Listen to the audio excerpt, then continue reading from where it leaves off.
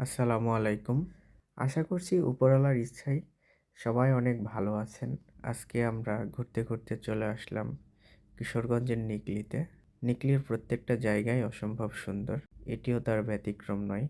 ভরা মৌসুমে রাস্তাগুলো পানির নিচেই থাকে।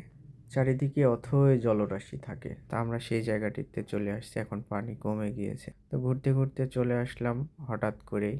হঠাৎ করে কোথাও ঘুরতে যাওয়ার একটা অভ্যাস ছোটবেলা থেকেই রয়ে গেছে। পানি যখন একদম নেমে যায়, তখন ঠিক এভাবেই সেচ দিয়ে হাওর থেকে মাছগুলো তারা সংগ্রহ করে।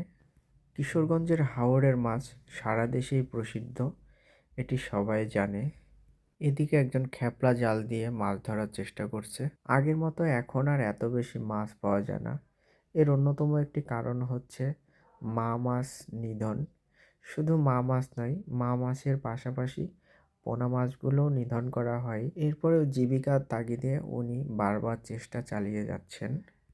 ওইদিকে আরেকজন ভাই আরেক পদ্ধতিতে মাছ ধরার চেষ্টা করতেছে। অনেক চেষ্টার পর এগুলো মাছই উনি সংগ্রহ করতে পেরেছেন।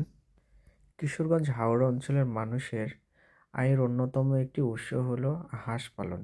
এই হাঁস পালন করে অনেকেই হয়েছেন স্বাবলম্বী কিংবা করেছেন নতুন ঘর।